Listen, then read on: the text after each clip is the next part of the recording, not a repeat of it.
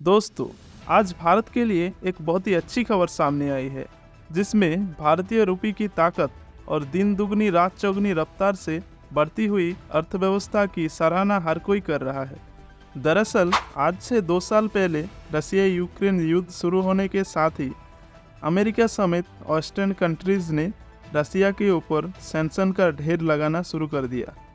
इसके साथ ही अमेरिका ने रसिया को स्विफ्ट पेमेंट सिस्टम से निकाल दिया, ताकि रसिया दूसरे देशों को कुछ भी इंपोर्ट या एक्सपोर्ट ना कर पाए और रसियन इकोनॉमी धराशायी हो जाए। स्विफ्ट पेमेंट सिस्टम के बारे में मैं आपको बता दूं कि स्विफ्ट पेमेंट सिस्टम अमेरिका का एक ऐसा पेमेंट सिस्टम है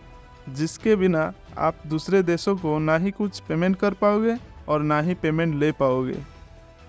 तो रसिया स्विफ्ट सिस्टम से निकाले जाने के बाद से ही ऑल्टरनेट ढूंढ रहा था दूसरे देशों के साथ ट्रांजैक्शन करने के लिए, और इसी के तहत रसिया ने इंडिया के साथ रुपी रूबल एग्रीमेंट किया, क्योंकि रसिया भारत को डिस्काउंटेड ऑयल देने के लिए तैयार हो गया था और भारत अपने ऑयल का क्योंकि 85% दूसरे देशों से इंपोर्ट करता है, तो भारत के लिए भी ये एक फ़ायदे का सौदा निकला। इससे इंडिया अपने रुपये का इस्तेमाल करते हुए रसिया से डिस्काउंटेड ऑयल, गैस, हथियार खरीद पाएगा, और ये सब कुछ महीनों तक चलने के बाद रसिया के पास इंडिया का बहुत सारा रुपये इकट्ठा होने लगा, जो रसिया दूसरे देशों में इस्तेमाल नहीं कर पा रहा था। इसीलिए बीच में न्यूज़ में आप लोग कई बार सुने होंगे कि रसिया इंडिया को चाइनीज़ युआन में पेमेंट करने के लिए बोल रहा है, लेकिन इंडिया चाइनीज़ युआन में पेमेंट करने के लिए पूरी तरह से मना कर दिया है। इसीलिए बीच का रास्ता निकालते हुए इंडिया और रसिया के बीच डील हुआ कि डिफेंस का पेमेंट रुपये में होगा और बाकी का पेमेंट किसी दूसरे देशों के करेंसी में होगा।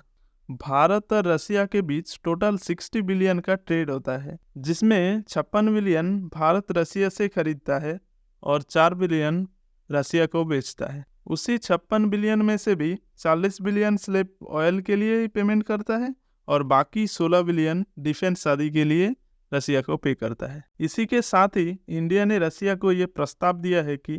क्योंकि आपके देशों में ज़्यादातर माइनिंग का काम होता है और इन्हीं माइनिंग के कामों में ज़्यादातर इस्तेमाल होता है इंजीनियरिंग गुड्स,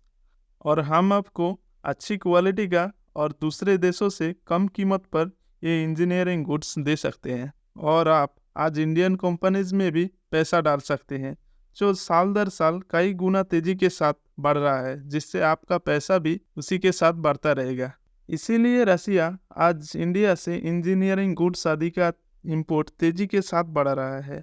और साथ ही साथ भारत के infrastructure, government bond, equity market में ताबड़तोड़ इन्वेस्टमेंट कर रहा है, और इन्हीं इंपोर्ट और इन्वेस्टमेंट में अपने पास जो रुपये था उसे इस्तेमाल करते हुए ख़त्म कर दिया है, जिससे इंडिया के दोनों हाथों में लड्डू और सिर कढ़ाई में है। क्योंकि पहले तो रसिया के साथ रुपये में ऑयल खरीद के उसी रुपये को भारतीय मार्केट में फिर से ला चुका है। इंडिया के इस चाल पर आप लोगों का क्या कहना है, कमेंट में ज़रूर बताइए।